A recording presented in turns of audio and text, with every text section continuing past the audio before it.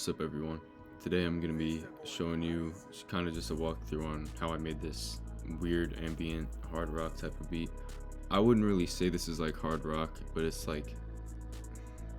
got the same type of components that a hard rock type beat would usually have. So if I was able to put a title to it, I'd probably put sad-ish hard rock type beat. So the first thing I always do is I load up a piano and start laying some notes, and I change the instrument later just because it's easier to hear the sounds when you're using a piano. So a lot of hard rock type beats are usually in the key of F sharp minor, or mostly in minor keys. Actually, I don't even know, this might be in major scale, but I actually started with a really complex chord progression. But once I loaded up this pad in Analog Lab, this one right here, I ended up deleting like most of them. I actually just used like one note and then two notes, one note, two notes, and I had this little random thing which I copy and pasted into a key later on. So this is what this sounds like.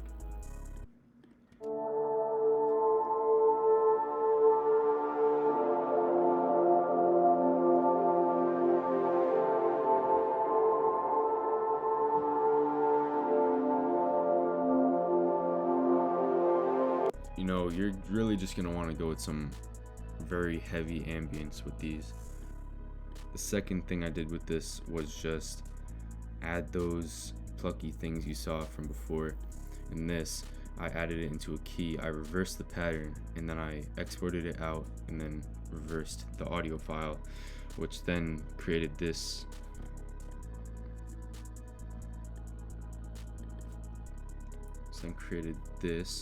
And I think, yep, I added a lot of effects. I added some reverb, flanger, tape delay, effectrix, just some reverse and vinyl, Valhalla, supermassive, pulse synth, which is my favorite like type of effect of all time.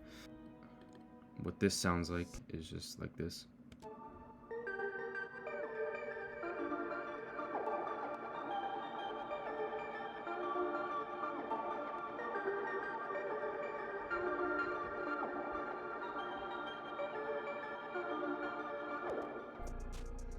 So that's pretty much how it sounds. And then the second thing I did was I added in this other little bell thing. Just added some Valhalla supermassive, same exact preset as before, and this is how that sounds.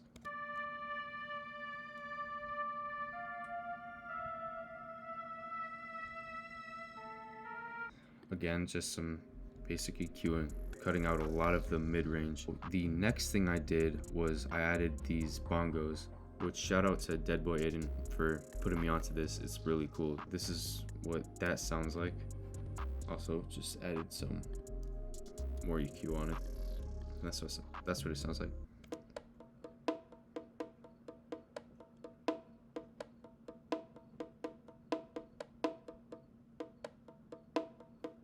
I don't gotta play the rest. No, now that I'm thinking about it, I might add some reverb to it and see how that sounds. Take some of the dry out. Yeah, that's a lot better.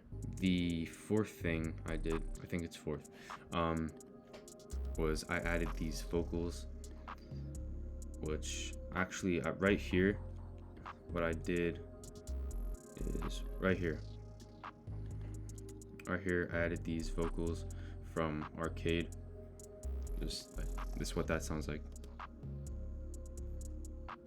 Where's the sound? Oh, alright, I got it.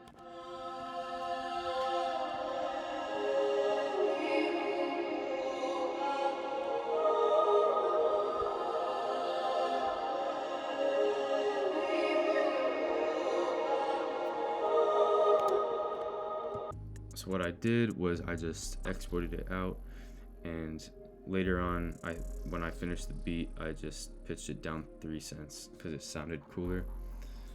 So this is it with 3 cents down.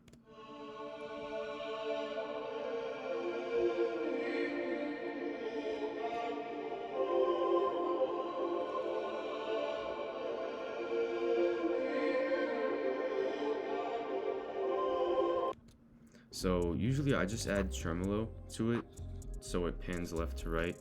And the last thing I did melody wise besides the bass is just I chopped up the vocals, which gives a Dom Corleo effect, and it's like my favorite thing to do in these beats. Like I do it every single time. It just sounds so good. Just listen to this.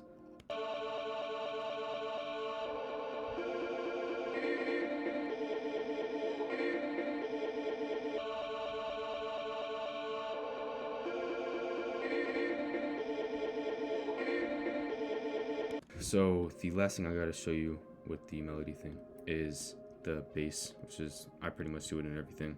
From Serum, Respace, of course. Always gotta put these in every single one of your beats.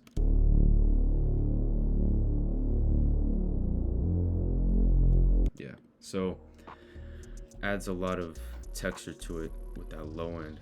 That's why it's my favorite bass. To start off with the drums, first thing I did was I added some hi-hats, which usually I do the 808 first, but I did the hi-hats first for this.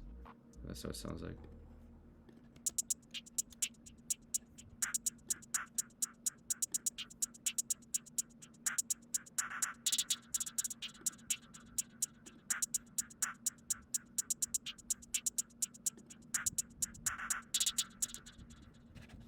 Yeah, so just some basic effects on that. You always gotta have some delay on it. It helps with the ambience of the beat. Next thing is just some open hat. Now there are two things layering each other for the clap. So the first thing is just a rim,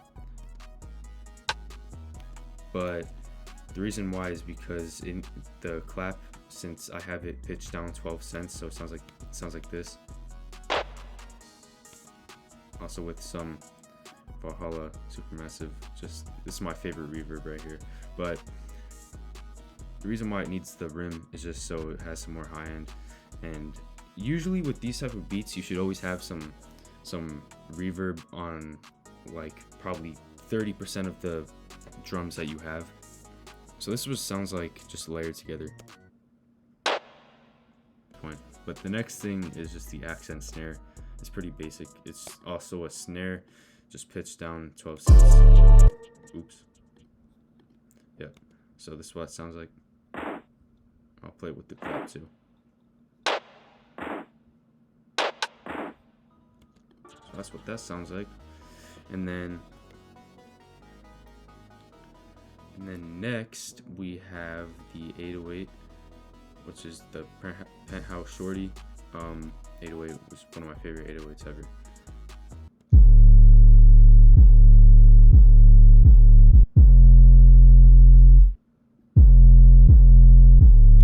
Usually I would never add a kick to any of these beats just because I think it just sounds better without them, and a lot of other people can agree with that, but I think for this one it kind of sounds cool. And this is just in the second half of the chorus and no other times besides the outro.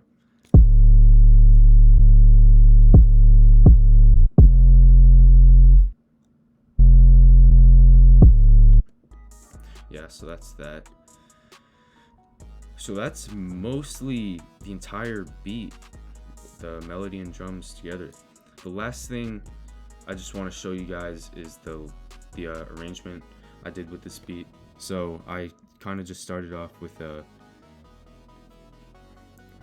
short little intro, 16 bar chorus, 16 bar verse, and 8 bar pre-chorus, another 16 bar chorus, another 16 bar verse, and then this would be the pre-chorus, but I kind of just made it go into like a bridge, so I guess this is considered a bridge.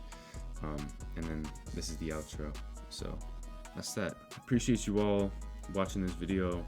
Let me know if you want me to make another type of video like this. I made a